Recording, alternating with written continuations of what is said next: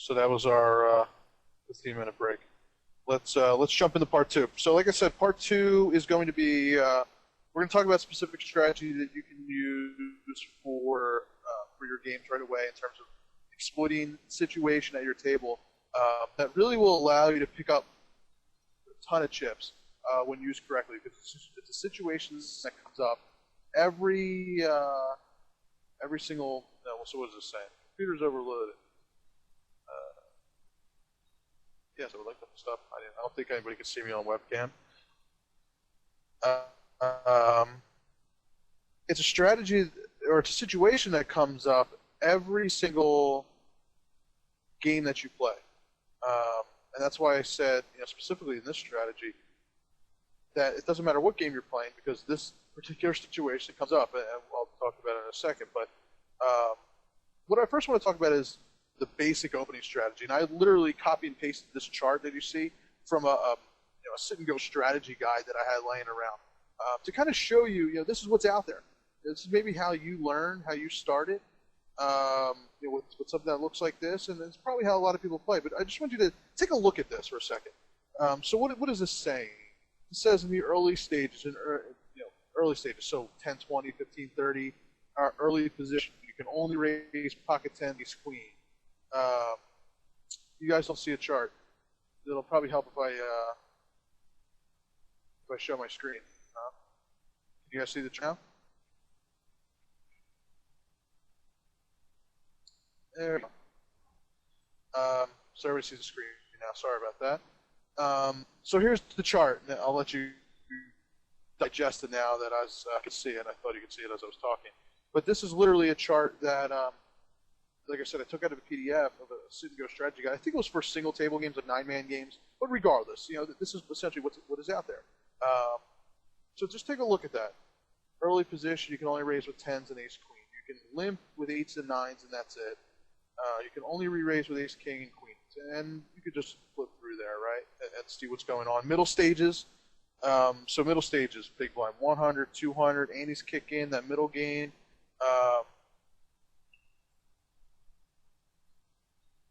Middle, you can only raise from middle position, pocket 5s, and ace 10 and king queen. It's what a lot of players are doing, right? And then this is maybe what you're doing. You're sticking with a very basic range of what hand you should be opening, regardless of the players at your table. So what this type of strategy promotes, essentially, not picking up enough chips to get in the money with. Now, when does this strategy work? This strategy actually does work, and you should use this strategy if you're at a table that's extremely loose and filled with players that have no idea what's going on. That's really what this is built for. Because you don't need to play a ton of hands in those situations. Those bad players are going to knock each other out. You're going to be spewing their chips all over the table. So you just need to play your good hands and put yourself in position to stack one of them. So that's what this strategy is for. And if anybody here is playing on a U.S. site, I obviously have to play on U.S. sites like Merge and Revolution. To be honest, this strategy is probably one of the better ones that you have to use because for whatever reason, those sites are very, very fishy in terms of particular game types. So I sometimes have to deviate, from my exploitable play and go back to the purely unexploitable and just play good, solid hands, right? But if you are playing, moving up to the mid-stakes type of games, or you do have a reggie table, you don't really want to just stick with this strategy because it's not going to be as easy to pick up chips. It's not going to be easy to just stack somebody. By again employing this type of strategy, when I asked you before, what would you rather have at big blind 200, 1800 stack or 2400 stack? Well, with this, by using this, very often you're going to have that 7, 8, 9 big blind stack as you get the big blind 200. You're not going to have the bigger stack that allows you to do more things, raise instead of shove. And so we're going to talk about essentially how to deviate from this chart. How can you get away from opening only king queen, and this even seems pretty damn tight, but how can you get away from your basic ranges? So let's figure out how. So here's the question, and now I'm going to pose a question for those that have seen the previous course, for those that have done coaching with me. Do not answer. Just guys that have never seen this before. Okay, what's one thing that regs do typically, or they do not do as the blinds increase above 2550? So go ahead and put in your answer there to that question.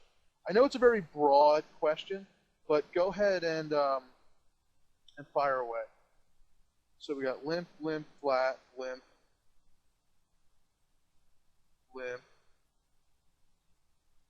3-bet, call in position, wide in range, think is true. Call bet. Okay. Okay, so first I will say, yeah, you're right. You're right. Players, for those that said limp, you're right. Regs really don't limp, outside of the small blind, at past those blind lines. So I agree with that. For our purposes today, we're talking more about stealing strategies. So limping won't have to do too much of what we're talking about today, but you're not wrong. What are some of the answers here? Play post flop. Sometimes you're kind of just forced to play post flop if your raise gets called. What else we got? Call, bet, call, think. That's probably true. Call, wide in range, 3-bet. Players definitely 3-bet. The winning answer is call raises. You raise and they call. That's usually not what players are doing, because that's what we've all been kind of taught not to do. We've been taught, don't be passive, don't call raises. 3-bet or fold once you get above these levels, because typically as you get to the big blind 50, big blind 100, you no longer have the proper odds to set mine. So we really can't even call with the pocket 5s or pocket 6s typically, unless you're deeper for whatever reason, or maybe you're playing a rebuy and you're a little bit deeper. You typically can't set mine in your average sit and go at these levels either. It's just too expensive to call and to justify trying to hit a set. So the thing that they don't do is call raises. All right, that basic information. So do you guys agree with that? That yes, some will. All right, they always catch you by surprise once in a while, but for the most part, 9 out of 10 times, players to your left who are regs, who know what you're doing, and think about yourself. Do you really call raises very much when somebody raises in front of you, or do you 3-bet or fold?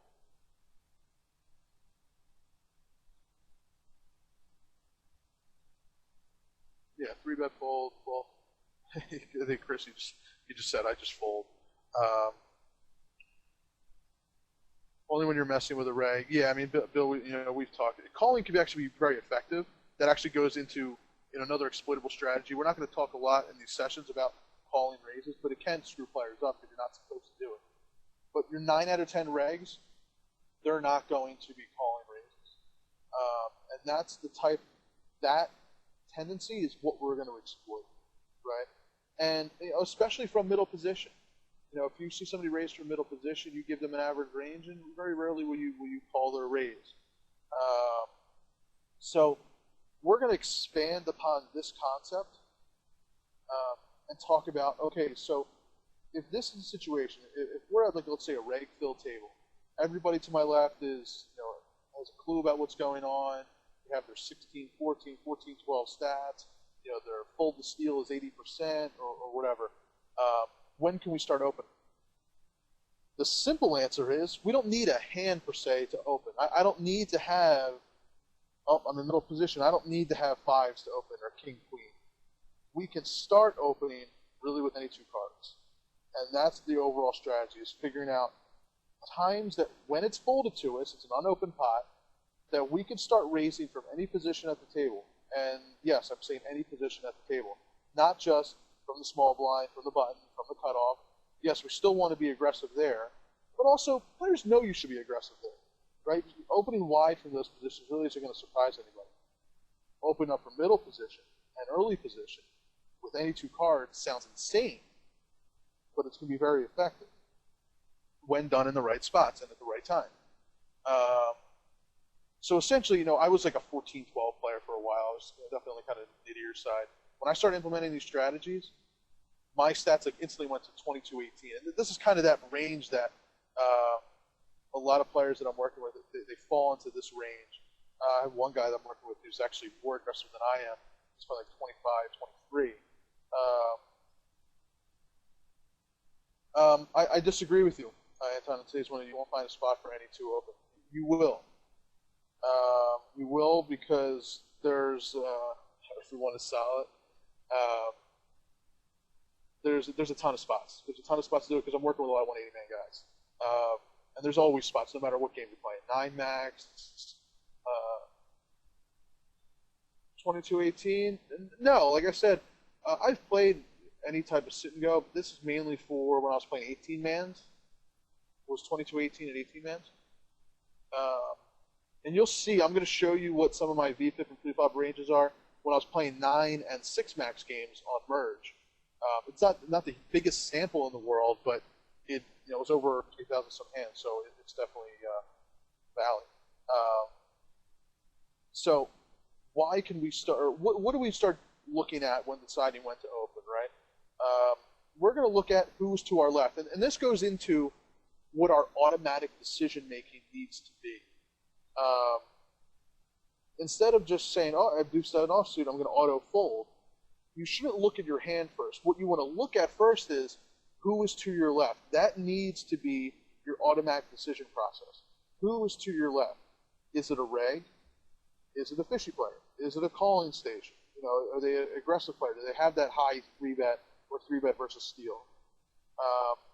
Do they have a high fold to c-bet? I write that in there because let's say you have a loose player in the blinds, but you see his fold to c-bet. I'll take an extreme example. His fold to c-bet is 100% over 10 hands. That's a good time, obviously, to raise, let him call, c-bet, and take it down. So that's like a perfect world scenario, but I'll throw it in there because if it pops up once in a while, then take advantage of it. Are you committed to any stacks? This will be a key concept that we'll talk about, but this is what you want to look at when you look to your left. Who is to my left? What type of players? Are they capable of calling my raise? Am I committed to any of them? Does somebody have a 5 big blind stack so that if I raise, they're going to, and they 3-bet, we have to call. So is that the situation we're in? So, like I said, but the key concept really is, if you raise, can anyone flat us, or will they only 3-bet or fold? And usually if I say, hey, there's 3 regs to my left or 4 regs to my left, this is the assumption that I make, that typically they're only going to 3-bet or fold. Now, Anton, you said, you call sometimes, you call raises. That's fine. And I'm not saying people don't. But I make this assumption first, and then if I notice that there's a particular reg who does like the flat more than I expect, at that point I take a note on him. And now you know for next time. So that's the point of obviously taking notes. And everything we'll be talking about, guys, you have to keep your game fluid. A lot of these strategies, yes, they can be used. But you also have to, it's all about thinking about the games in hopefully a little bit different way. Looking at spots you've never really looked at before, instead of just thinking you have to play by these charts, you have to play based upon these rules. And the strategies that I'm talking about are not the only strategies out there you can use. There's plenty more exploitable spots that I won't even get to in these sessions. Something I'm working on now with a program called Card Runners EV, which you'll see coming up, which is a really powerful tool. I want to start looking at post-flop scenarios. What are some really plus EV spots that maybe we can put ourselves in a post-flop situation and figure out optimal play? So that might be another thing that I update to this course. So there's always going to be more exploitable plays that you can do to exploit player tendencies. But this is one in particular that, just think about in your games, how often does this situation occur? It's folded to you, and you have to make a decision whether to open or not. Every single game, every single session. And instead of looking at your hands and saying, oh, I have Jack 10, I can raise, or I have Jack 8 offsuit, and I have to fold. Because my chart says that Jack 10 is a raise and Jack 8 is a fold. That's what we're going to stop. That's what I want to get everybody out of the habit of doing. The new habit needs to be, look to your left. Who is to our left? Okay? So what stats are we going to look at? This is pretty basic. I mean, I can go back, or I'll reference the HUD here in a second as we go through some hands. But obviously, you want to always look at VPIP and preflop raise to identify your loose versus fishy players. That's why I have that color coded. Kind of an easy way to see, obviously. Look at fold to steal. 70% or more is obviously ideal. 3-bet versus steal. 10%, as I said before, is more aggressive. I mentioned the fold to c-bet. I won't even really get into that. That's kind of just an obvious thing. But really, we're looking at this stuff. And I'll say right now, and I'll talk about this a little bit more as we get into hands. The only way to exploit this strategy, really, is for somebody to 3-bet us really wide and really often. Okay, so I just want you to have that in the back of your mind. And I'll discuss that in more detail coming up. But that's essentially how players can exploit us. And now that I mentioned that, what I'm also going to be talking about, when I say exploitable, yes, we're exploiting other opponents, but what does that mean? That also means that we're allowing ourselves to be exploited. Essentially we're making a mistake. But we're making a small mistake to allow others to make bigger mistakes and to actually make a more profitable play, if that makes sense. So the stuff that I'm talking about in this session and in future session is absolutely 100% exploitable. If you knew exactly what I was doing, it's very, very easy. No, I'm sorry, I shouldn't say it's very easy. It's obviously easy if you know, but it can be exploited. But it's not the situation of if it can be exploited. It's more of a question of, are you going to be exploited? And the answer is no. You're not going to be, you're very rarely going to be exploited. So I'll talk about that in terms of, that's something that sometimes people get scared with. They're scared that all of a sudden players are going to be like, oh my God, they know that I'm opening so wide, and they're going to start 3-betting me with any 2 cards, and it very rarely happens. Will it happen sometimes? Of course. Some regs are better than others. Some regs will pick up on it. But that goes back to take notes. Take notes on players. Right? So if you notice somebody's race folding a lot, then sure. Go ahead and go ahead and take a note. So yes, I'm going to give you these strategies, but also don't take these strategies as gospel either. You can deviate from these. Okay? Deviate when you need to deviate.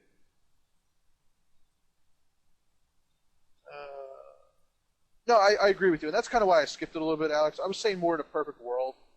And sometimes you look. I've played against plenty of guys that have played 6,000, 7,000 games, and they're not winning players, but they still might be loose. They still might be doing things they shouldn't, like calling. So in those scenarios, again, perfect world, is it something that we need to stress? Of course not, because you're right. You might see one guy at a table who's ultra loose, calling raises every single time, and you might not see him ever again. So it doesn't matter too much. Okay, so key concept here: one, not pot committed. Being pot committed, it's not the worst thing in the world. It can actually still be a plus EV play, but I'll talk about in a second why I don't necessarily want to be opening really wide when I'm pot committed to a particular player. But let's go through this first, and then I'll answer that. So if players to your left will only 3-bet or fold, as I said, we don't really need a hand. We can open with any 2 cards, because let's take this example, and I'm kind of just pulling this out of my ass right now. You're in middle position. You have Queen 10. You at big blind 100. You have a 1500 stack, and you raise to 200. And another reg 3-bet jams on you, and let's just say he's an average player, not exploiting you. 3-bet jams on you. What are you going to do? You're going to fold. What's the difference between what you're doing with Queen 10 and 3-deuce offsuit? The difference between Queen 10 and 3-deuce is that Queen 10 or I have Queen Jack there. Queen Jack, Queen 10, it plays better post-flop, right? But if we're not going to play post-flop, then what the hell does it matter? Yes, if you have an ace, it could be a blocker card, and that makes total sense. That's fine. But in general, I always see people, they're on the button with Jack 10 versus 2 regs in the blinds, and they'll raise Jack 10, but they'll fold Ace 4 or 8-4, something like that. And why? Why are you doing that? Well, Jack 10 looks prettier. Well, of course it does. But what the hell are you accomplishing? You might as well just raise with any 2 cards at that point, right? So that's what we're going for. Now, potentially you could start inducing wide 3-bets if somebody does start picking up on that. But then let's take this concept another step further. If you do take a note of somebody who starts 3-betting you a little bit wider, use that to your advantage. Stay 1 step ahead of them. You could even call their 3-bet a little bit wider. You could, or maybe potentially you might have to tighten up in like high ICM scenarios. So it's all about keeping your game fluid, and we're not going to go into every single scenario about how somebody can exploit you. The important thing is that you use this strategy as kind of your default, and then adjust it as needed. Yes, you're absolutely right, Michael. If you're getting an ultra wide 3-bet, then Queen Jack would become more a profitable call. Absolutely. Paul, I have a specific slide for that question. Are you saying that there's more variance to this play, to this concept in general, or to calling with Queen Jack? Because what I was going to say is that this concept seems like, oh my God, we're opening with any 2 cards, we're being more aggressive. Does that mean this is like more risky and higher variance? And the short answer is no. This is actually a lower variance way to play because it's going to allow you to pick up more chips when done correctly. So obviously, when done correctly, it's going to be lower variance because we're going to be picking up chips in very, very plus EV spots. We're going to get into calculations here in a couple minutes, which allows you to have more chips. More chips means you get in the money more. In the money more means hopefully, what bigger stack means you finish in first place more. Usually, a common problem I see with players that go on prolonged downswings is that they're just too tight. They're not picking up enough chips. And a common, maybe not cause, but maybe a cause or an effect of a downswing is that players like to, I always hear this. I'm in a downswing. I'm just playing a little bit more conservative. I don't want to make that wide shove. And it's very common from a mental aspect to be more conservative, but that actually has the reverse effect on your game. It can actually prolong a downswing because you're not picking up enough chips. If a spot is plus EV, then pick it up. That's where you want to be adding to your stack. So this concept of looking to your left, figuring out spots to raise with any 2 cards will actually add to your ROI, but obviously lower your variance as well. If anybody's been on the site and they've seen the little video I did on the one where I'm promoting the video aspect of the site. Whoops, that went crazy. Let's go back to where I was. Sorry about that. The little video that's on the site, I talk about, think about every single game that you play as like an empty jar, where every time you make a plus EV play, you add money into that jar. And by the time you get to the end of the game, obviously you want to have as much money as possible in that jar. By not utilizing a strategy like this and some of the other ones we're going to talk about, these are plus EV plays, as I'll show to you. So by not doing, using these strategies, you're leaving money on the table. That's as clear cut as it gets. You're going to leave money on the table if you're not picking these spots up. So I see a couple questions come in here, so I'll answer those as they come in. What's the size of the bet stands to? So what sizing are we using? Min raise. Min raise is common. Typically after 1530, at big blind 50, min raise 2.1, 2.2 is fine. If you want to mix it up a little bit, but you'll see most players are min raising. 2.5 and 2.6 are way too big. Typically you don't need to do that in most syngos. If we are the button, 14 big blinds, queen jack off, antes, and someone is adjusting by reshoving lighter on us, then aren't we better off just opening, jamming, queen jack in some areas? However we do that, surely they're not balanced. Do we ever worry when they get obvious play, blah, blah, blah.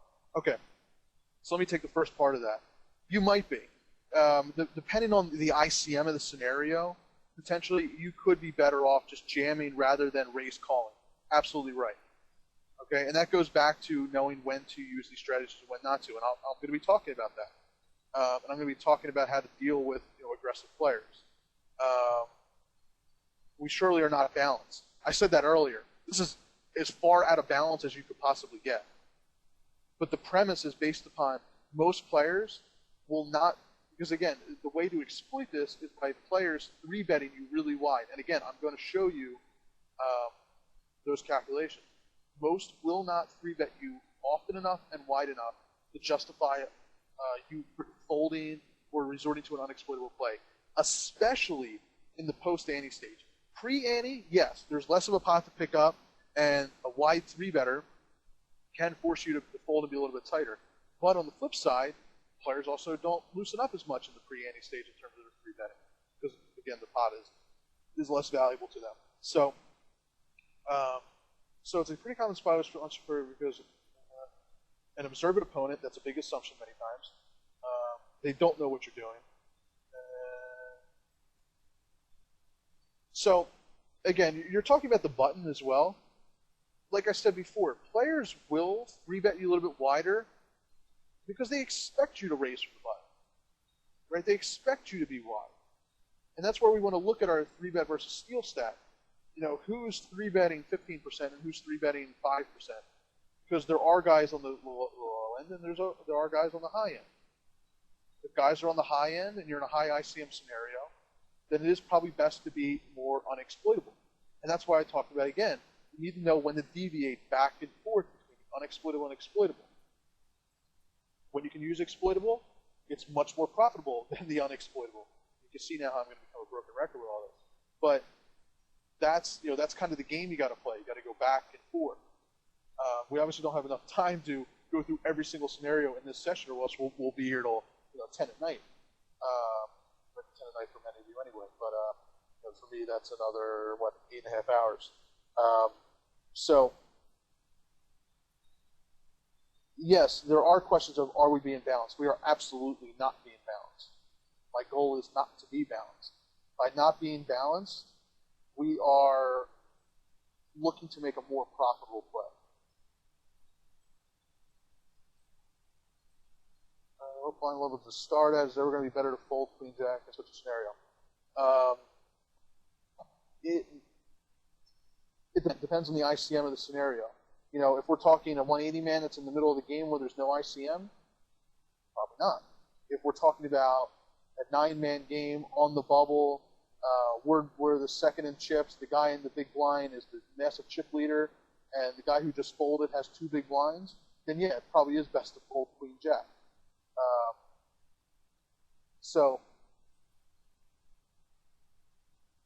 So there's a question about ICM. If you want to know about ICM, we could talk about that after. It's called the independent chip model. I can give you some stuff to read. Essentially, it gives a value to your chips. Most players cannot adjust very fast.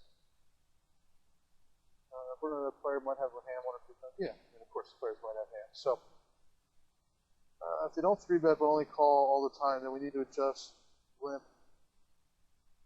If players are only calling, then what does that mean? That means that they're probably not regs. This concept is more for the regs that are to your left. Okay, not the fishy, loose, really loose players that are playing 40 and 10.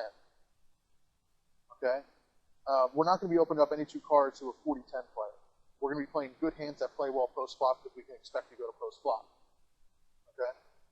This, I'll reiterate, this strategy that I'm about to discuss is for situations in which you have regs, tighter players to your left, where you're very rarely going to be playing post-flop. Is it okay to have 1 loose player? Sure. 2 loose players, that's where that's where the line starts getting crossed, where maybe there's a high likelihood that we're going to play post-flop. Okay? So, there's a lot of questions, and there are good questions. And you should have questions because a lot of people don't play this way. Players that do play this way and are playing appropriately are seeing great options. Okay? So, any questions before I move on? We're still going to talk about this stuff, but does this make sense? Does anybody totally disagree with this concept?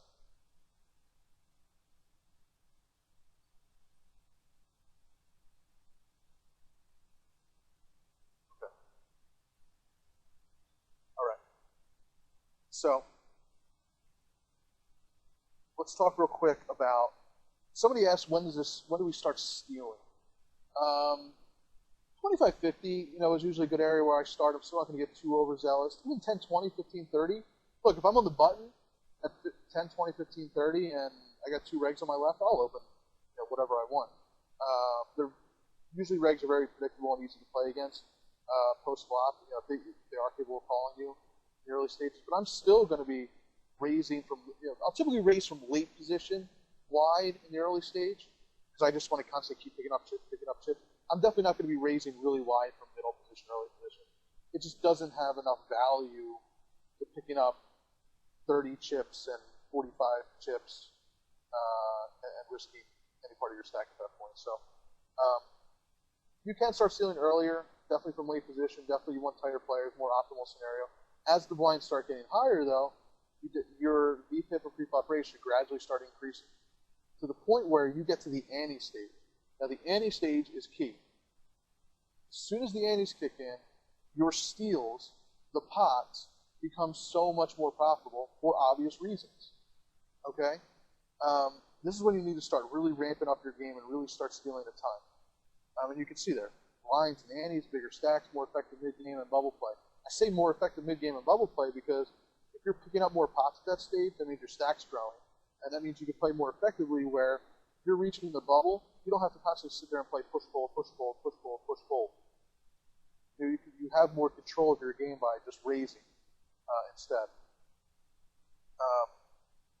Assuming no one ever fights, do you know a calculation can make to see if a raise will be profitable through or pre-flop forward? Yeah, we're going to get to that. So that's exactly what we're going to get to in about 3 or 4 slides.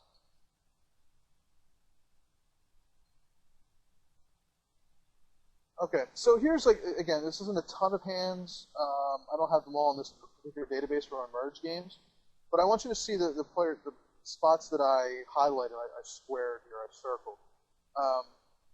You can see my big blind 50, big blind 100, big blind 150, big blind 200, big blind 300 with ante 25. A little bit different blind levels on merge, but there's pre-ante and post-ante. Take a look at what my VPIP and pre-flop raise are.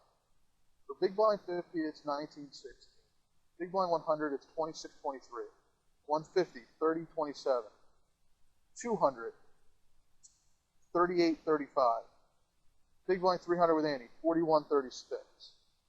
Right? So that's still kind of the mid game, getting towards the late game. All right? And then what you also want to look at, where's the line between raising and pushing? Okay, I will get to that as well. All good questions. This question will be answered, in terms of when should we start shoving with 10 big blinds or 11 big blinds. That question is going to be answered in session 2. Okay, we're going to get more into shoving at that point. So this is still a small sample, but a couple things that you guys could go look at in your own database. And this is why I pulled this up.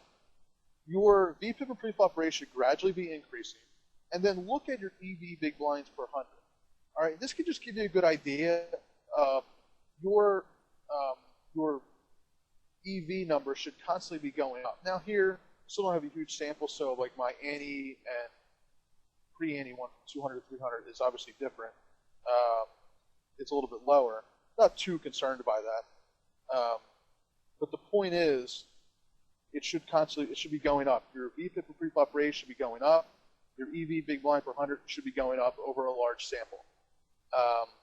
If you have 10,000 games, that'll start getting a really good sample to see what these numbers really pan out to be. This doesn't tell the whole story by any means, but it can be a good thing to look at to see if it's a problem area. I was just reviewing another player's games the other day, and we did a database review where I literally had months and months worth of his games in here, and we noticed that he's an 18-man player on PokerStars. He's a good player, he's a winning player, but his ROI was a little bit low, and we were trying to figure out why. And one way you can look at that is by looking at your database, breaking it down by blind level, and we saw at big blind 200, where the ante is 25, which is probably one of the most important blind levels, because the ante is more than 10% of the blind, and typically you still have like a full table of antes. he was like losing chips at that level, which is probably one of the stages that you should be making your most amount of chips. So, to tell the whole story, no, it could probably tell you where to look. But this is the general trend you want to see. You're going to be more aggressive as the blinds are getting bigger. Pots are more valuable to pick up, and hopefully your EV big blind for 100 is going up as well. So that can just be, again, something to look at. So a little bit of caution, and I'll talk a little bit more about the do's and don'ts. You're obviously not going to have the perfect scenario every single time you're ready to open, at a Reggie table. You're not going to have 12, 10 guys with 98% full versus steel, which are so easy to race through. You're not always going to have that. You might have one player that's playing like 28, 24 to your left. That's okay. It's okay. That's just calculating how many chips you're winning per 100 hands. It just gives you a good idea of overall profitability. Again, it doesn't tell the whole story. And the fact of the matter is, I hate when people tell me their EV line and all that stuff because there's so much more to the game than you're pushing or folding. Because here, I try to avoid the push-fold games for as long as possible.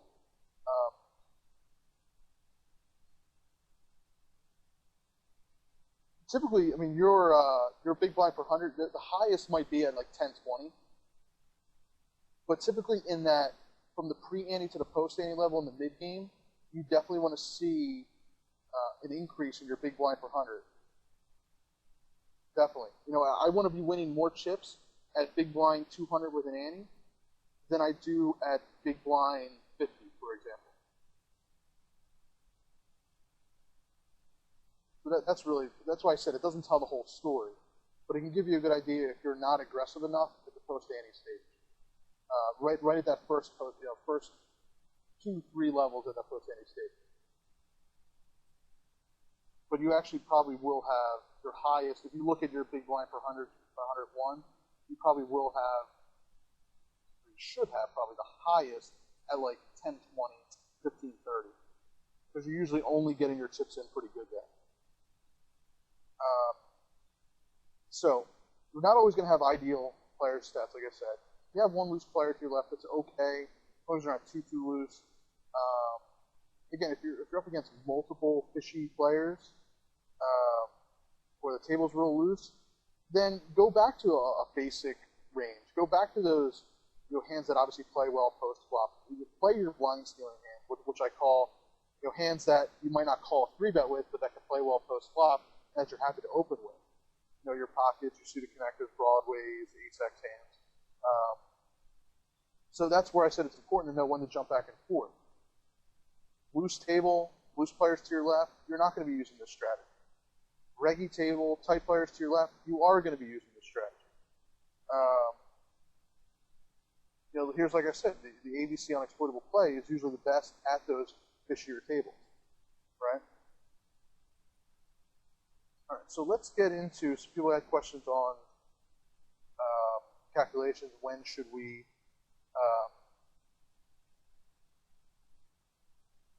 start opening with what players, what 3-betting ranges. Well, let's get into it right now. So I'll just show you a couple full examples.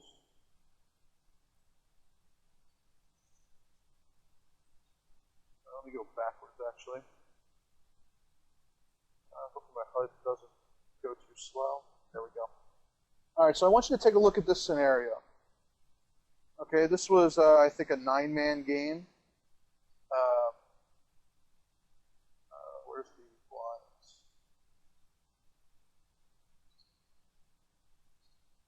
The blinds are, come on. Good time for my HUD to go crazy.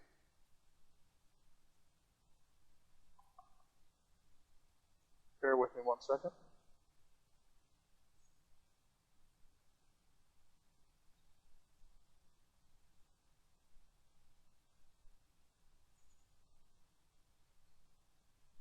There we go. Okay, there we go. Yeah, it just wasn't showing up. So 75, 150. We've got, what, like 11 close to 12 big blinds. 8-6 offsuit. But look who's to my left. This guy's a reg who we actually staked. This guy's another reg, and this guy is in the Skype chat who's another reg. So I know with my stack, this situation, this is not going to be a time where anybody really flats me or calls my raise, right?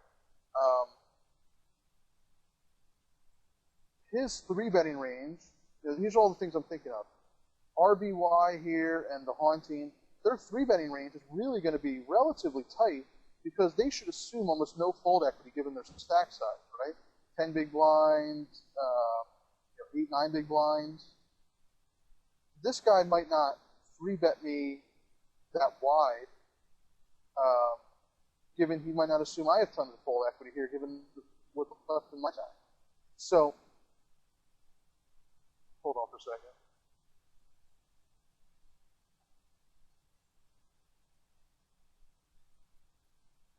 I literally just muted my mic because I thought my dog was at the bark as the postman just showed up.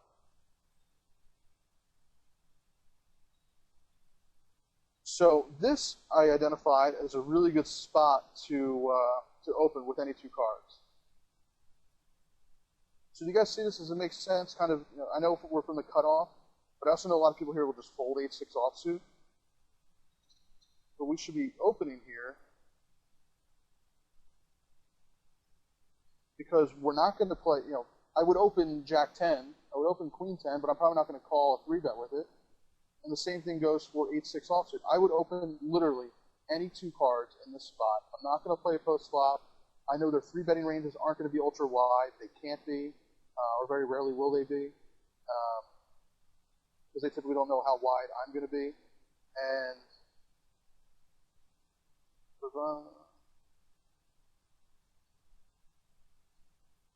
Alex, again, you're making the assumption that they know exactly, 1, what I'm doing, 2, that they feel they can 3-bet with any 2 cards. You know this right now.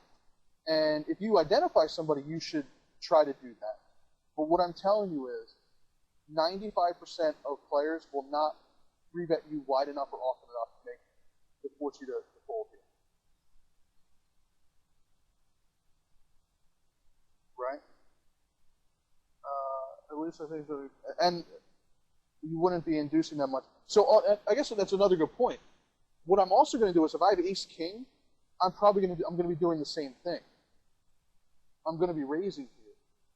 So I'm glad you brought that up. I'm not going to be jamming Ace King and raising Ace 8-6 offsuit. I'm going to be raising Ace King and raising 8-6 and raising pocket aces. I'm going to be raising all of those. Okay, so that helps with maybe the balance aspect of it. 8-24, this is his cutoff. His cutoff raise first and button raise first. These stats are a little bit different.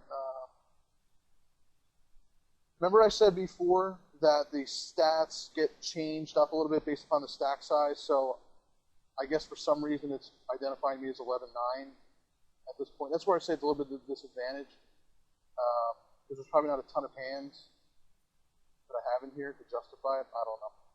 I don't even bother with it, with looking at my stats in this situation, because I know I'm much more aggressive. Except can call pre-flop. No, see, I'm making the assumption that he's not going to call pre-flop. If you guys are regs, right? All you guys in here, you have a clue about what's going on in the game, right? See, I would jam Ace-King if there were really loose players to my left. But no one here is flatting me. And if they do flat me, that would obviously catch me off guard, and I'll take a note at that point. But I would never assume that any of these guys are flatting me, especially, even him. Even though he's a little bit deeper, most guys are not. All right? So, yeah, potentially they're trapping, so you have to include all that other stuff. But let's see. I want to show you guys why this is profitable. Okay, so this is Card Runner's EV. Okay? This looks like a mess you've never seen before. What Card Runner's EV is a powerful ICM calculator, a powerful tool to identify plus EV spots. And it can do a lot more than your standard ICM calculators like Citgo Wizard and ICMizer. So what I set up here is what's called a decision tree. Okay? A decision tree meaning, and I put this exact scenario in, a decision tree where if I raised and I assume these guys are only going to 3-bet or fold, and I give them each a 3-betting range, and then I'm obviously going to raise fold. I'm not going to call anybody's 3-bet, of course. Is it a profitable open? If you raise call top 10%, put 10 to 20%, raise fold the other doesn't do better. You will not lose value between. Hold on, let me read that again.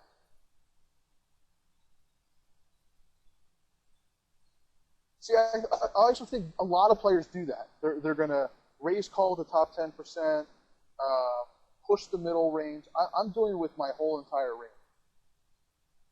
And when we get into more of like the shoving spots, I'll show you why shoving all in is typically not as profitable as raising. That'll come up in session 2 where we compare raising versus shoving.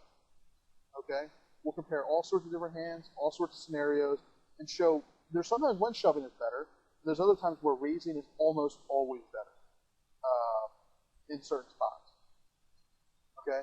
So we won't get into the raise versus shove in this spot. We'll get into the raise versus shove in the next session. But for here, I want to talk more about the any card raise.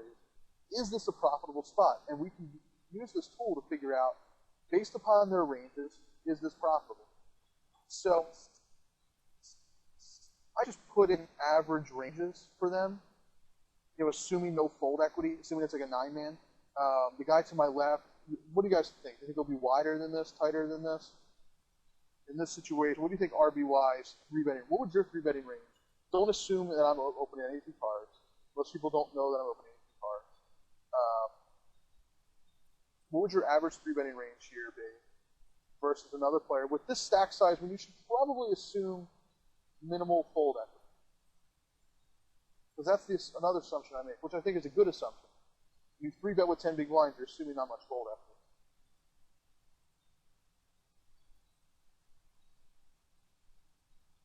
So you're saying 7s, ace 10. I put 6s, ace 9, ace 8 suited, king jack suited. So I went even wider.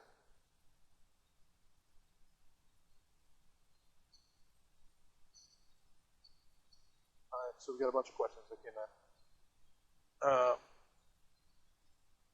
Let me go through this example, and then I'm going to jump to your questions. So I gave them each like 11% range. The wider they 3-bet, guys, is worse for us, right? The tighter they are, the better. So if I make them what you guys said, 7s and ace 10, that's only going to make this more profitable. Right? Maybe you think it's too wide, that's fine. I gave them each like 11 to 12%. It probably is a little bit wide, but I wanted to go a little bit wider to show you.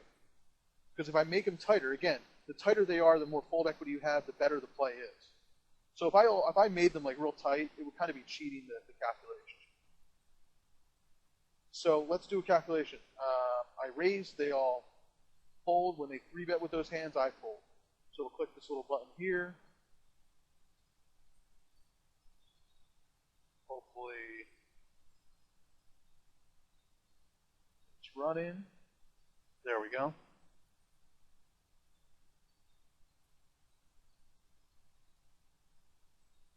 So look, I want you to look at my cursor here. Here's the number, 0.75. That's how profitable this open is. Do you guys know what 0.75 means?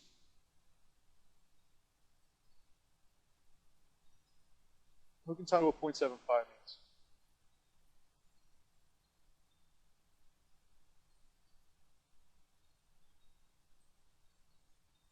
Percent of the prize pool, right? So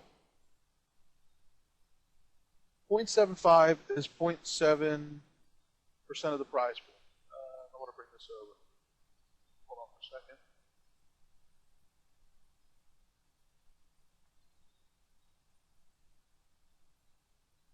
So, whatever games you play. Let's just take $10 game. I'm just going to take easy numbers.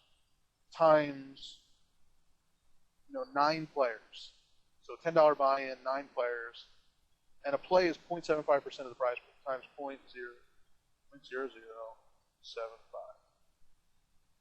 Every time I make this play in a $10 game with 9 players, I'm going to put 67 cents in my pocket. That's real money. That's what I talk about, putting money in the jar. These are the plays that you want to keep making. So we'll apply that to whatever game you're playing. You're playing a $15, I know there's some breaking in it, $15 18-man, $270, you make a .75 play, you're putting $2 in your pocket. You can make that play. Again, that's real money. These are the numbers you usually see when you're analyzing push or fold scenarios. If anybody's familiar with Single Wizard and any ICM calculator, it spits out these numbers. A lot of times we don't really see these in these hold scenarios, raise call scenarios. That's why I said if you add these into your game, that's just adding money into your pocket in a very low variance situation. Think about all I'm doing here. All I'm doing is raising 300. I'm raising 2 big blinds to win this pot. And if I don't, then I'm just leaving that money on the table. Okay? Now, we're going to get into some more calculations as well. Actually, one before I get back to the questions. So then, a couple of the questions were, well, what if somebody starts 3-betting me really wide? Okay, what if somebody starts 3-betting this really wide? Now, I don't even care what the numbers, I don't care what hands they're 3-betting me with. I more care about just the frequency, because we're folding anyway. So what do we say, 12% before? Let's go to 20%, the 20% range. So let's say one of those guys to your left is, he's a good reg and he's going to bet you wide in this scenario. Should you fold the A6 offsuit? 0.3. Still extremely profitable, right? Let's keep going. Let's see at what point he needs to, so let's go to 30%. Is he going to 3-bet with a 30% range? Actually, I forget what point the break-even point is. It's 30%. I don't know. And that's still assuming everyone else is 3-betting at 11%. 0.16. It's still profitable. So we're still not even forced to fold yet. So again, forget about the hands here. I don't care about that. We care about the frequency. So I guess maybe like 35%.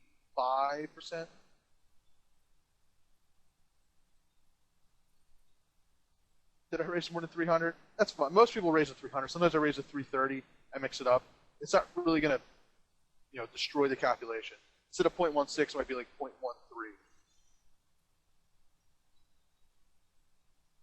I think most guys are just min raising anyway.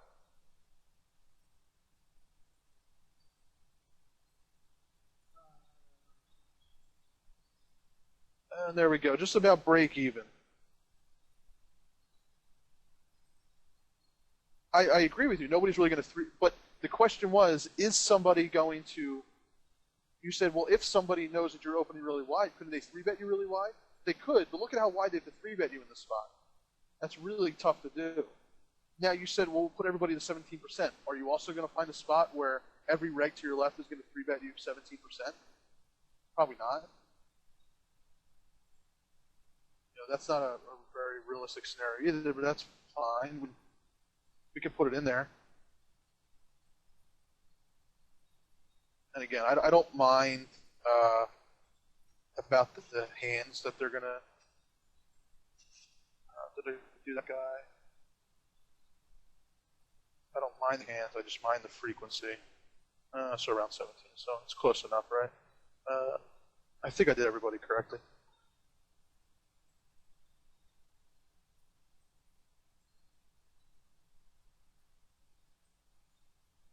So you go, if everybody was doing 17% roughly, it's still 0.26. Okay? Card Runners EV is a sweet program. It's $99. Yep, so you have to open 82 cards here. You have I agree with you, right? Seeing this now, you say, wow, I have to open here. But think about how many of you guys aren't. Hey, I wasn't for a long time. Until you see this program, until you see these calculations, and it's not a far-fetched, not by any means. It's actually an easy assumption to make that nobody's going to call my raise here. Yes, Nash calculators are simpler, but we're not necessarily going for, I'm not sure if they're still going to do this. Nash typically doesn't, they calculate more unexploitable stuff. If another program does this, if another program does it to this extent, then by all means use it. I use this. I'm not as familiar with some of the other programs. Maybe it does calculate raise fold. I don't know. But whatever program you use, I mean, I use this. This is the one I know that's most powerful. Whatever program you use, just go through these calculations. Yeah, that's fine. If those other ones do it, by all means. You know, look through these scenarios in your own game, and yeah. Because by not folding, you're assuming that they're 4-betting wide. Do we have room to, or they're 3-betting wide? Do we have room to 4-bet? Now you're getting a whole other aspect. Yes, I'm assuming that if anybody 3-bets me, even minimum, I'm folding. Certainly fold. Okay, so that's the A6. Let's get into. I don't know why the blinds aren't showing. Just assume they're 75, 150. I'm showing this hand, deuce 6 offsuit. Like, this is a great scenario, right? They're really tight. I actually wanted to show this scenario more for another reason than to say, oh my God, look how tight they are, and this is an obvious open. After you just saw the calculation, you could see this is an obvious open, right? I wanted to show this scenario because these guys have just below 10 big blinds behind them. These are great stacks to raise through, because these are players that, you put yourself in their position. If you've got 10 big blinds sitting behind, you're very rarely, if ever, assuming any fold equity when you 3-bet. You're typically 3-betting a hand you are comfortable with showing down. So these stacks, like 8, 9, 10 big blind stacks, are great to raise through because I can still raise fold, but I know their 3-betting range is going to be relatively tight because it's only going to be value hand. It's very rarely going to be an exploitable type of range. Yeah. Thanks for telling me that. So this is a great spot. You know, and this is where I say, like, if you look at this hand and you say, oh, I do 6 offsuit, it's an automatic fold. That doesn't need to be your automatic decision anymore. Your automatic decision needs to be, or your automatic decision-making process needs to be, who's to my left? What are their stacks? Am I committed? What's their fold equity? Those are like the quick bang, bang, bang questions you'd ask, and it's you know, that's what I would see here. Oh, tight players, regs, not going to flat, not committed, great stacks, I'm raising. You know, it's got to be that quick. All right, so I'll talk a few more. And again, this is what I was saying about the disadvantage with filtering by stack size. They're probably not true 4-4, 6-5 guys. That was filtered based upon stack size. They're probably more like a 13-9 type player, like these guys are. I guess this go-to-meeting program is screwing with the HUD, so it's not showing blinds. The blinds are 50 and 100 here, guys. Yeah, something's definitely screwing with it. I'll have to fix that when we're done. But as you can imagine, I'm going to raise to 200 here through these players with queen deuce offsuit. Again, this is raising the call. Seems like an easy fold. Seems like an easy fold. It's an easy open. Okay? This is an easy open.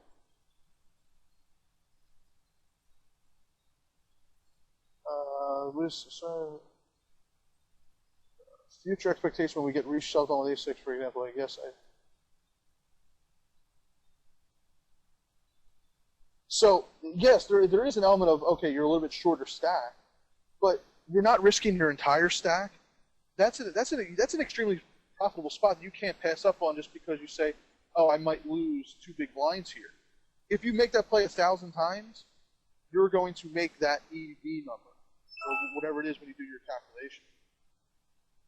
There are times, and again, I'll get into that concept again when we get into shove versus raise, and how short we can get in terms of when can we stop raising and start shoving, or when do we have to. We'll get into considering the future game, but I'll also discuss in a couple slides about what stack sizes are good for raising in general, because I don't want to open with 10 big blinds from under the gun, because there's a higher likelihood of somebody 3-betting. And if they 3-bet, yeah, I'm now down to 8 big blinds, and I'm about to get hit with the big blind. So that's not a good scenario in terms of future expectation. So that's why, and I'll talk about it in a second, or in a few minutes, but I'll break it down in terms of, here's the shortest stack I'll raise with from the small blind, from the button, from middle position, from early position. But I hope you all can realize why these spots are, and it's really pissing me off that the blinds aren't showing up. Again, we're at big blind 100, so 5100. So here you go.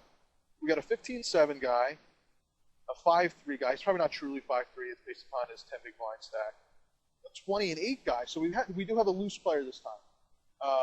He's in the small blind, and a 24-14 guy. So not a tight player, not overly loose. But here's a situation where we don't have that ideal scenario where everybody's really tight, nobody's going to call our raise. The most important thing here is the 2 guys that have position on me, they're not going to call me. I really don't mind if these guys call me, because that's in general an advantageous position to be in, right? You raise, they call out of position, you can take it down with a C-bet. So will I raise any 2 cards here? No, I probably won't. I want to have something that might perform half decent post flop, a gapper type hand, even unsuited is fine by me. Would I do 7? Yeah, I'd fold that. But here's a situation where I really don't mind if I have to go play post flop, because they're out of position, we're in position. So I'm perfectly happy with playing in position. Okay, so that's one of those times where, and so many times, even players that I've gone through these strategies with and they understand them, I say, hey, why didn't you open this hand? And they said, well, there's a loose in the blinds. That's okay. As long as if these players were reversed, the 24-14, the 28 guy where these 2 are, and these 2 are in the blinds, I would not even open this hand. Because there's a high likelihood I'm going to get called, and I'm going to have to play post flop out of position with a shitty hand. Okay? So that just goes to show you, here's where you can jump back and forth from the exploitable to the ABC. Purely dependent upon where these guys are sitting will depend on whether I open this hand or not. And that's what I mean by thinking and changing up your game and it being really fluid. Okay. I want to do another, I think I have another. So those were just some hands that I pointed out. 9-7 plays all right. What if you had king deuce off, out of position is loose? Whoops, sorry. So you're saying, what if I had king deuce off, and one of these guys is loose? Yeah, I'd probably still open even king high, because I'm going to be playing a ton of hands. I probably wouldn't play the worst of the worst hands, but I'd still open a lot of hands. It's not like there's an exact hand to open up. Very rarely you're going to hear me say, you have to open up this hand, but you can't open up this hand. Is king deuce going to be any better than king 3 necessarily playing post flop versus these guys? It's a very subjective situation. The more important aspect is you understand when and why you should open. And maybe if you're not comfortable with your post flop game, we're going to get into post flop here, but yeah, you might find yourself in a post flop situation. If you're not comfortable with your post flop game, then maybe you want to tighten up a little bit more than, let's say, I would in this particular scenario where you might have to play post flop, even if you're in position.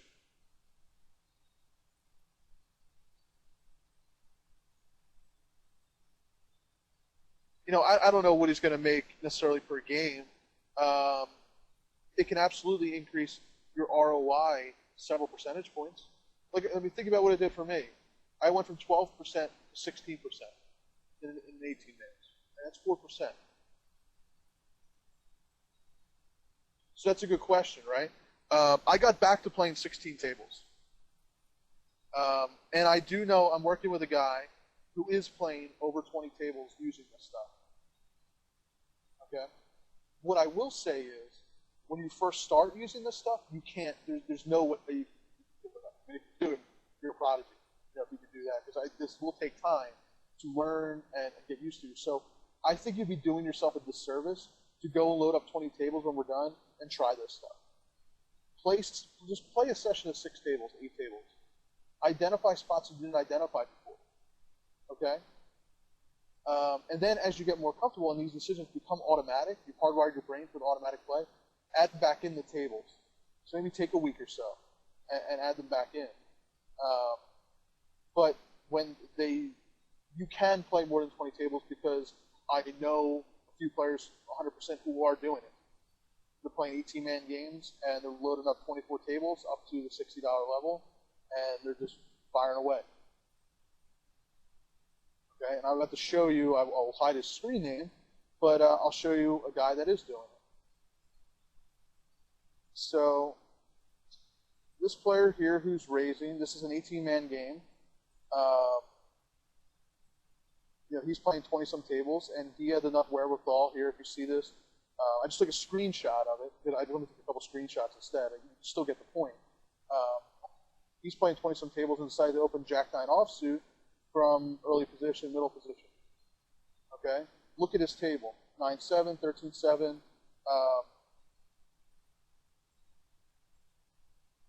Potentially playing post-flop might be a little bit hard. And maybe that's something, I mean, can you have as much awareness as somebody 8-tabling? Of course not. You're always going to give up a little ROI to add more tables in order to increase your dollar per hour, hopefully. So if you're not comfortable with your post-flop, then you'll tighten up in that regard if you expect to play post-flop. But here, this is the player. This was the player I was talking about. He's playing mid-stakes. There's some higher stakes games, 20-plus tables. He's probably more aggressive than I am overall, and he opens here with Jack-9 off. So I wanted to show this hand to say, look, this table is pretty reggy, pretty tight. 9-7 offsuit, or I'm sorry, 9-7, 13-7, 11-9, 7-6. Again, these might be a little bit tighter given based upon stack size, but all regs pretty much. We got one guy here who's a random, right? He's playing 26-19, but he's not totally out of control. I'm okay with opening here. People expect you to be a little bit more, a little tight here in general. Remember I said before, everybody expects you to open up from the button and the cutoff. Well, we can use this strategy and open up from middle and early position as well. And it's still plus EV, and I will show you. Yes, there are more players now that can 3-bet you. There's more players that could quite simply pick up a hand. While I'm loading up the calculation for this hand, this is an 18-man game, final table. What do you think these guys, on average, will 3-bet with? So type in some ranges as I'm loading up here.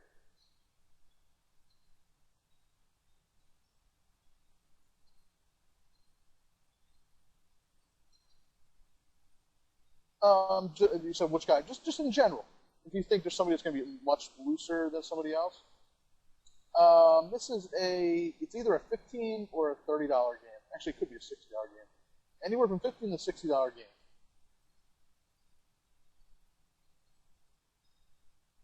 All right, so I see those ranges coming in. Jack-9. Okay. So everybody pretty much put like ace, queen, and nines. Shorter stacks or so are probably like 10%. Possibly. Depends on how wide it's up here. So here's the tree that I built. It looks pretty big, right?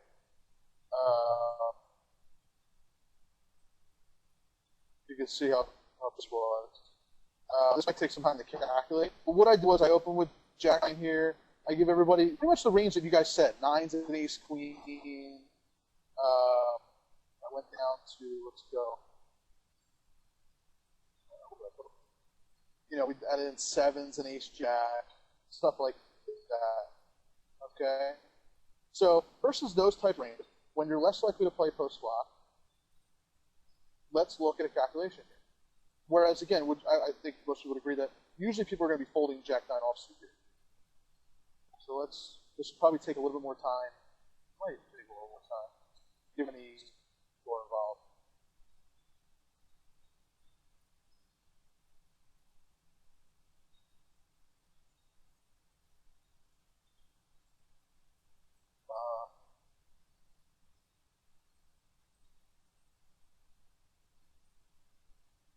All right, so his open here, making these assumptions, is 0.57. Very, very profitable. So even if we're off by a little bit with somebody's 3-betting range, maybe they're just a little bit wider. You saw before, yeah, it's of course going to drop this, but it's still going to be profitable, and we're still only risking, 2 big blinds here, versus, like I said, always being in push fold mode and having to risk your entire stack. So is this stuff starting to become a little bit more clear, when and why, and maybe believing in it? Or again, if maybe you guys don't believe in it. And that's fine too, because again, this is a little bit counterintuitive to how we were all taught to play. It's a little bit different, a little bit out of the norm. So it's fine to question. All the questions you guys have asked have been awesome.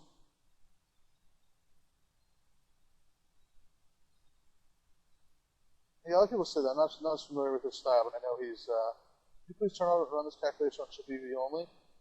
That's a good question, and I was going to do that in about 2 seconds, because I have a situation that's here.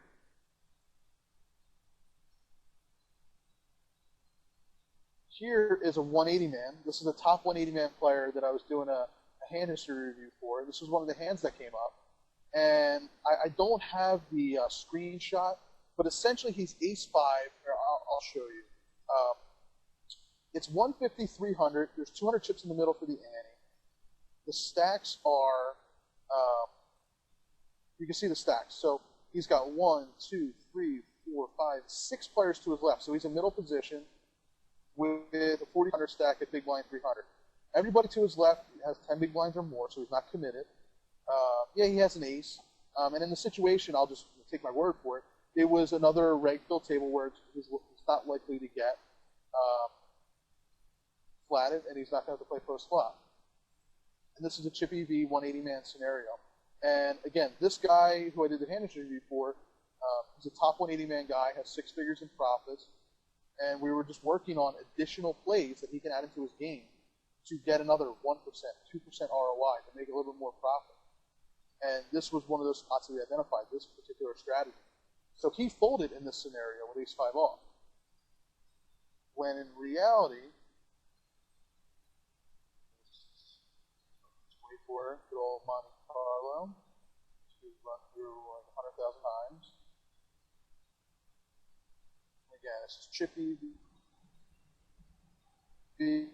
big blind, 300. Come on. So he's going to win close to a big blind every time he opens here.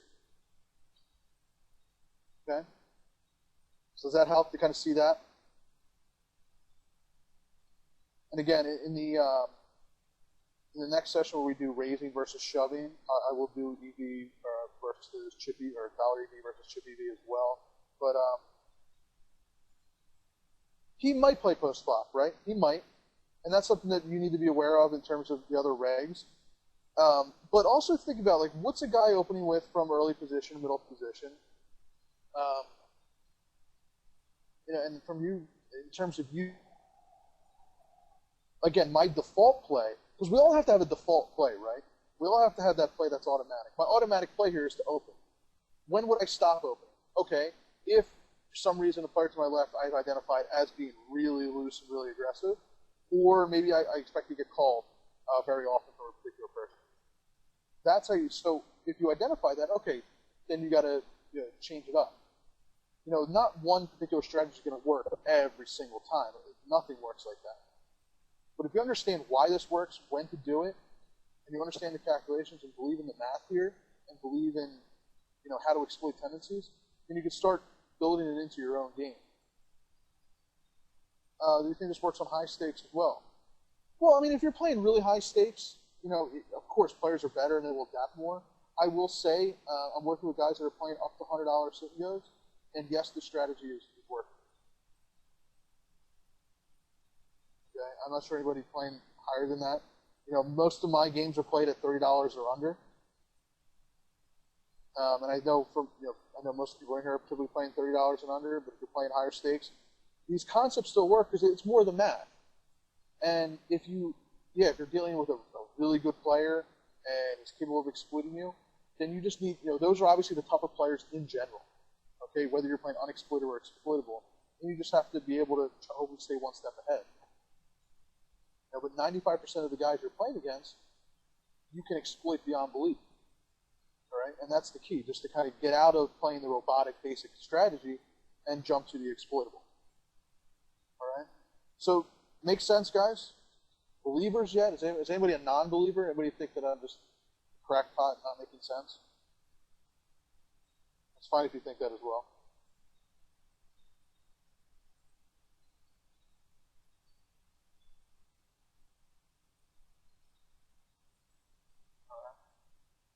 So I want to go to another hand. What do you guys think about this open here? Same player, by the way. So you can see this is the same player. He's more of like a 25-23 guy, and it says that he's 11-9. Whatever Hold'em Matters is doing there.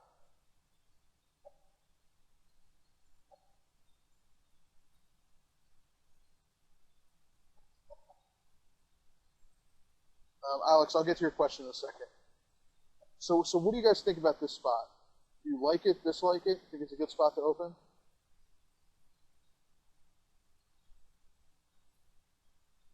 Yeah, I agree. I put this hand in here because I didn't like the hand. Like I said, this is a very profitable player.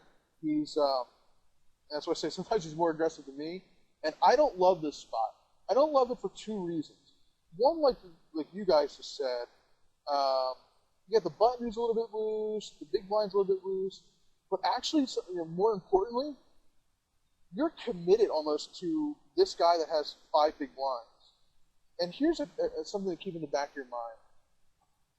Because we are going, if you employ these strategies, you're going to be opening a lot of hands, right? It's one thing for your stats to start increasing and for you to know that you're opening up a lot of hands. It's another thing to actually show the table what you're capable of opening. Okay?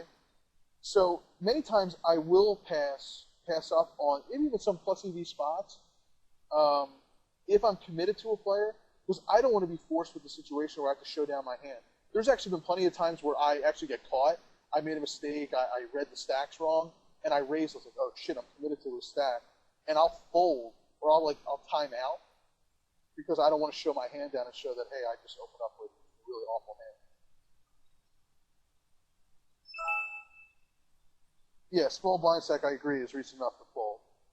That was one of the reasons I pointed this out. So I think this is a good spot to look at because even if all these guys were regs, I would pass up on the spot because of the small blind. I don't want to show down my hand. All right.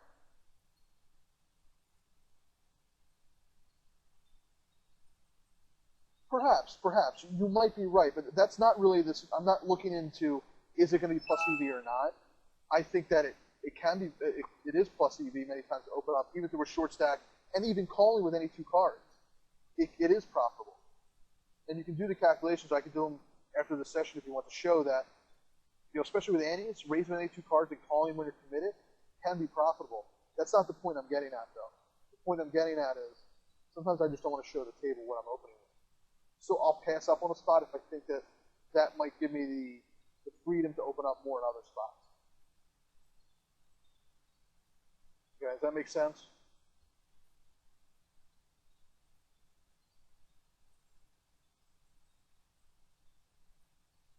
All right, what do you guys think about this spot?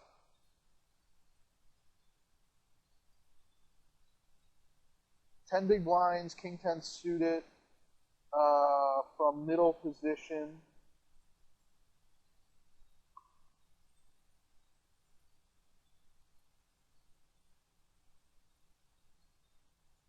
Again, and I like it.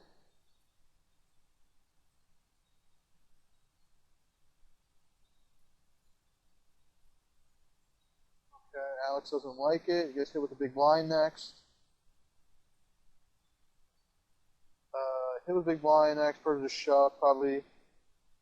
Good spot, shove, fold, shove, borderline. Like it, but the cutoff, yep. 54.5 is staring us right in the face. Good spot. Are we calling anybody? Shove is standard. Yep, so all you guys are kind of hitting on the right spots. What's funny is you all gave me different answers as well. I'm going to shove, I'm going to raise, I'm going to fold. This, I believe, is an 18. It's obviously important for me to tell you what kind of game it is. It's an 18-man pre-final table. So you're a little bit in a chip EV situation. I don't love this spot, again, for two reasons. One now is, obviously we're not committed to anybody. Like Alex said, I don't love raising here through 5 players where just quite simply somebody could have a hand, and I have to fold to a 3-bet and then get hit with the blinds again, and it cripples my stack. Okay, so that's one thing. I would like to have at least 11 big blinds here. 11 big blinds I feel a little bit better, but I'm 11 to 12. No, I said it's 18-man pre-final table. Pre-final table 18-man.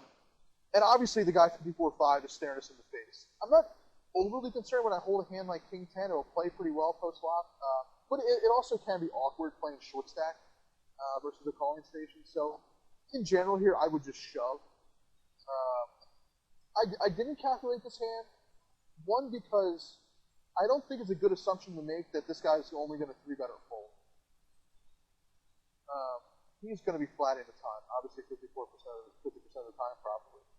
So I take it more in general terms, and I say, I've got 10 big blinds for middle position through 5 players. I'd rather have 11 to 12 here. Because if I have to fold, because you're going to have to raise fold more often than raise it from the button, because you're going through more players. Well, you raise to 600. I get your point why you would do that. That's fine if you want to do that.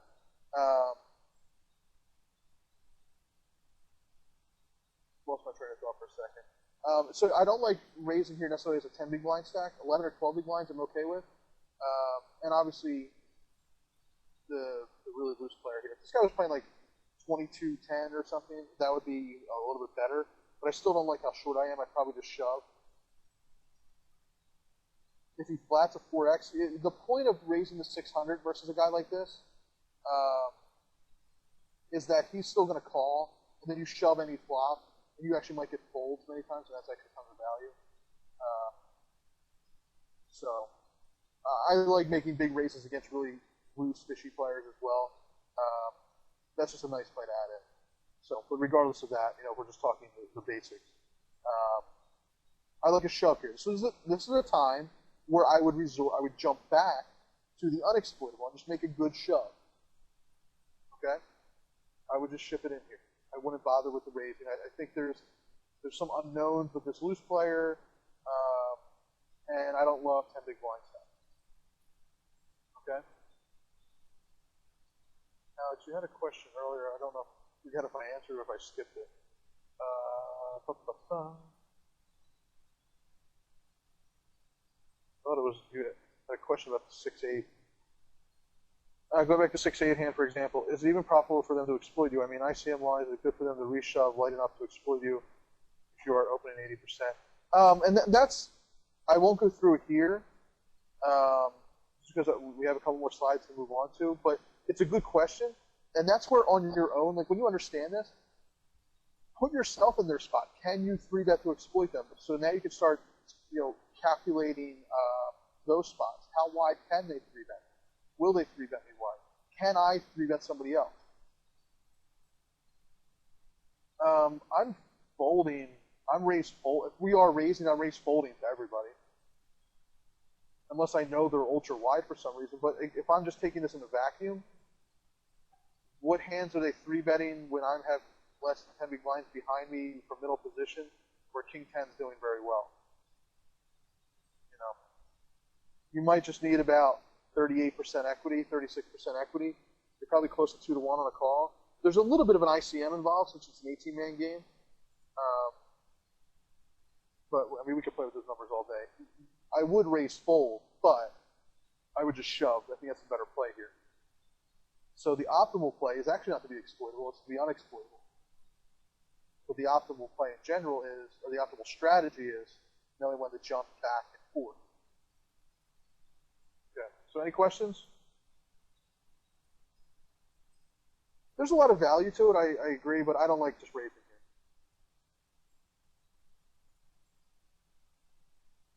Range of my shoving, suited broadways, pocket pairs,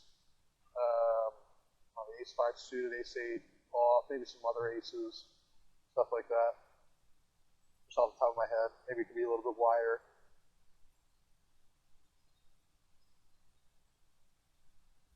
No, no, no, no. See, I wouldn't. So this is the spot where I said I would get unexploitable. I would just shove my good hands and call it a day. Um, I wouldn't bother with 8-6 offsuit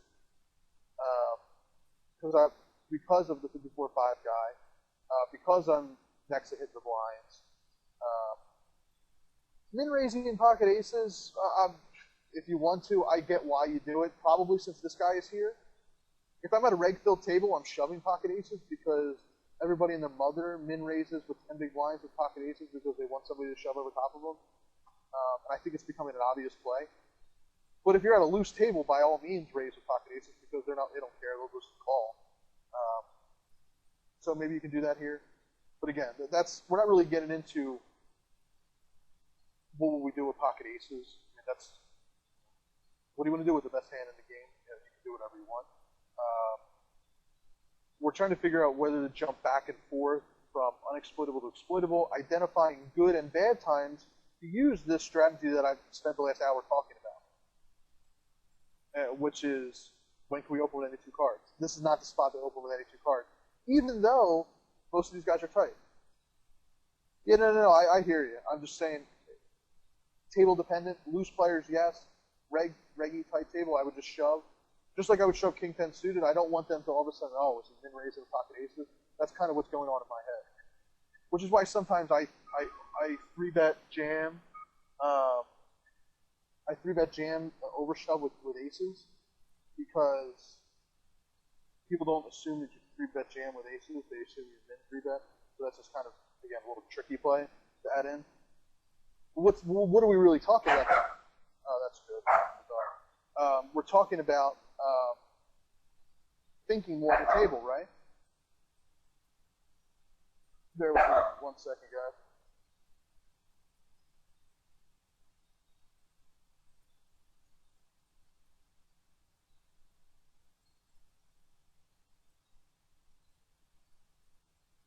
All right, let's try that again. He really hates children. I think everybody's getting let out from school now. Everybody's walking by the house, so he hears kids. So he hates kids, apparently.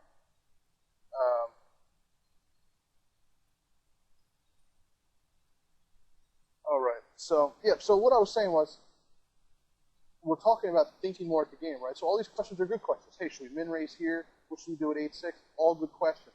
It means you're thinking more about the spots.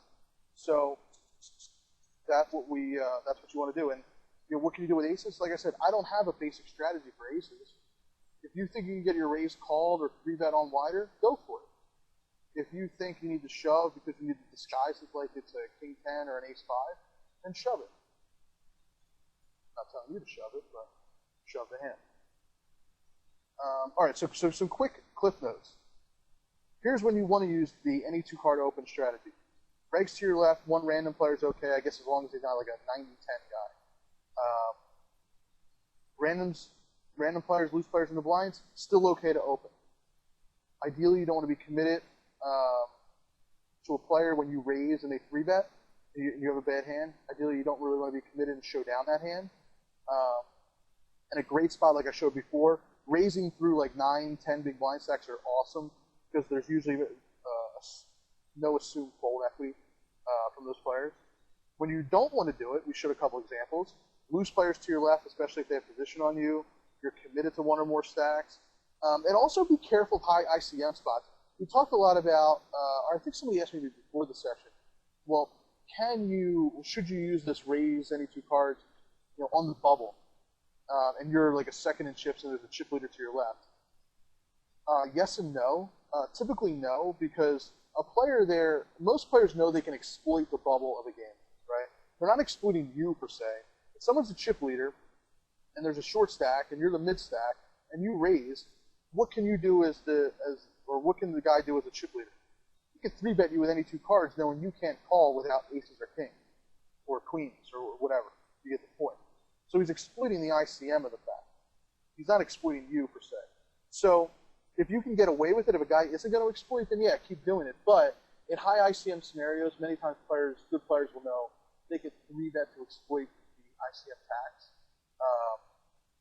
So you might need to resort to an unexploitable game when you're faced in those situations, when you're faced with those situations. Makes sense? Makes sense?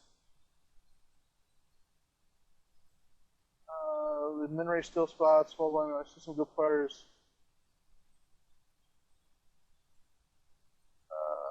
Hold on, I got to reread that. Well, we look at some spots of these min raise steal spots, small blind, big blind. I see good players who min raise second stack versus the big stack. I'm a little bit confused about what you're asking. Are you saying as on the bubble? Can you 3-bet other players, min 3-bet?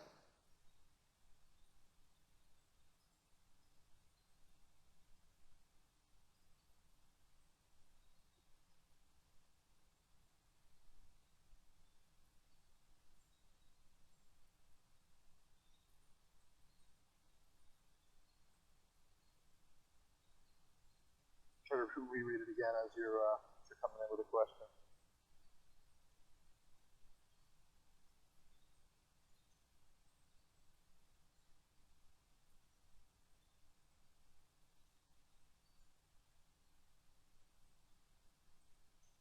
Okay. You want to know what to do in small blind versus big blind scenarios? That's session 2. That's session 2 again. We're going to still discuss raising.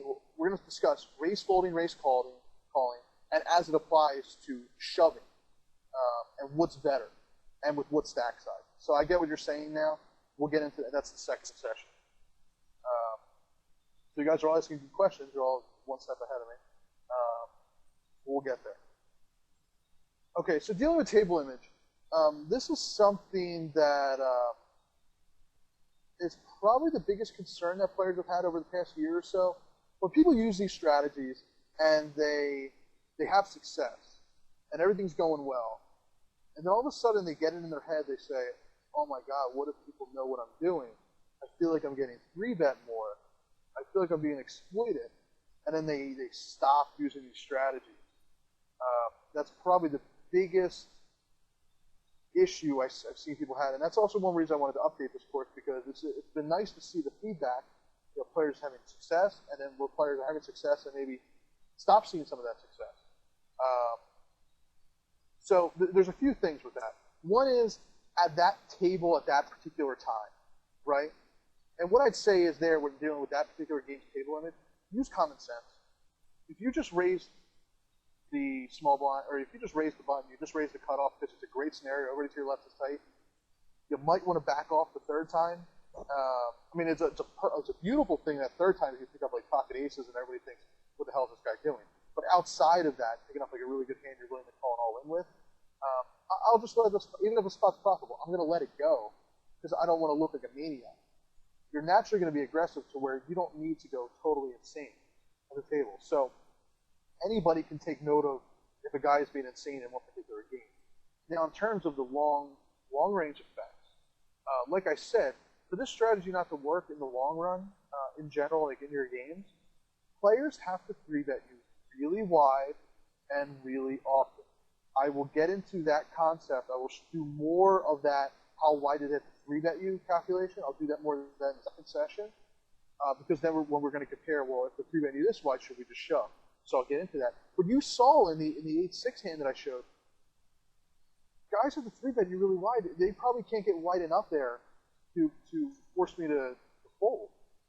Okay? So always have that in the back of your mind. And don't freak yourself out. Don't assume that players all of a sudden know what you're doing. They don't know your hand. Yes, your stats might be increasing, but they really don't know what you're doing or why you're doing it. Maybe your stats are up like, oh, maybe this guy's a little bit looser. They don't know that you probably have 100% opening range and only like a 10% calling range, right? So, and it is a problem, and I deal with it with a lot of guys that I coach. Their graph will be going straight up, everything's going great, then all of a sudden they'll hit this rut. And I ask them, like, what's going on? And they'll say, well, I've tightened up again because I feel like everybody's 3-betting. And when we would go through their database, and we would actually look at how many times they were 3-bet, their eyes finally opened. They're like, wow, I'm actually not being 3-bet that much. Nobody here? Good, good, good. Okay. All right, just making sure. Um, so yeah, don't freak yourself out. Don't level yourself and to stop using this strategy. Like if you believe that this strategy is profitable, right, and you know the math, then don't deviate from that unless you have a reason to deviate. Okay? So by a reason, I mean you have a note. You know a guy, it just likes, he 3-bets you wider. Either you know that because he showed down a hand versus you, or because just the overall frequency. Okay? So at that point, yeah, take a note and then adjust. Either call his 3-bet or 4-bet him wider, or maybe you might have to tighten up versus him, and that's fine. So we're almost done, Ken. I know it's been a little bit long. All right, so last couple things, and then we'll finish up. Somebody asked, what stacks can we do this? Here's a general rule of thumb. Small blind, I will raise down to 8 big blinds. Don't question me on that right now. That will be in the second session. You're like, what the hell are you talking about? We're going to raise fold with 8 big blinds. Yes, you can raise fold with 8 big blinds. We'll get to that the next session. So 8 big blinds, I'll raise in the small blind. Down to 9 or 10 big blinds, I'll raise in like late position. Middle position, like I said before, we showed that the king 10 suited. I'd rather have 11 big blinds at least, and then early position 12 big blinds. And that's to account for the future value. There's more players to your left, there's more players that can 3-bet you, so you might have to fold a little bit more. So you don't want to be in a spot where you cripple your stack and then the blinds are about to hit you. So that's kind of my little rule of thumb. Big blinds. I'm not accounting for antes. Just looking at your stack. How many big blinds you have? Okay. Okay. So like I said, the goal here with this strategy and the rest of the strategies is know when to jump back and forth between unexploitable and exploitable. Okay. Figure out who's to your left, what the players are doing, and figure out what strategy is best. And I use this example. I just pull it out of thin air, but I think it's a good example. Ace queen, middle position with 12 big blinds. At a tight table, Regs to your left, I'm probably going to raise. I'm just going to raise. Because I might have to raise fold ace queen sometimes. If I identify a guy's the nittiest player in the world, and his 3-betting range is going to be the same as his all-in calling range, I can raise fold with ace queen. It'd be much more profitable than just shoving. Or, of course, raise call many times with ace queen as well if you need to. But regardless, I'm raising to have more control. I can make that decision at that time. If you're at a loose table, a fishy table, a bunch of guys that can call you and force you to play out of position even with ace queen, and because you're short stack, I might just make the plus EV shove. So that's why I'm saying don't just do the same thing every single game. That's the ABC basic strategy. The ceiling in terms of your profitability is low. Here we can break through that ceiling by basing it upon the players at the table. Yep, I agree. So that's pretty much it, guys. Again, the goals for this series, like I said, hopefully you got a sense of it in this session.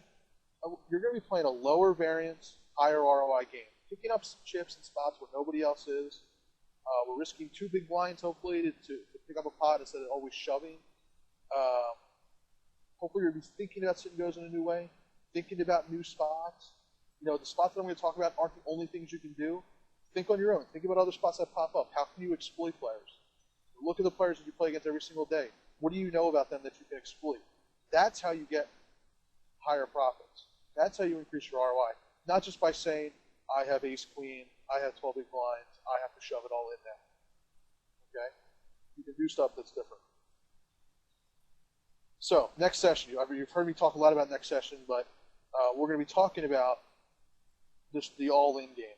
The raising versus all-in. Do we always need to shove with 10 big blinds? So we're going to expand on the concepts we talked about today in terms of raising versus shoving. And we're going to see when shoving is better or when raising is better. So you have a reverse strategy for this type of player. In terms of, let's say I identify myself at the table. Somebody else there is really wide and opening up tons of hands. Is that your question? Yeah, so that's a good point. Um, you so think about how you can exploit this play. That's how you have to exploit them. So what does that mean? If you identify somebody that can open with any two cards, that means you have to start three betting with any two cards. It's actually a scary proposition because a lot of people aren't comfortable with three betting with any two cards. But that's really the way to three bet them, or the way to exploit them. You have to three bet. Okay. Yeah, and you can three bet small. I actually made a separate video on that concept of three betting small instead to exploit.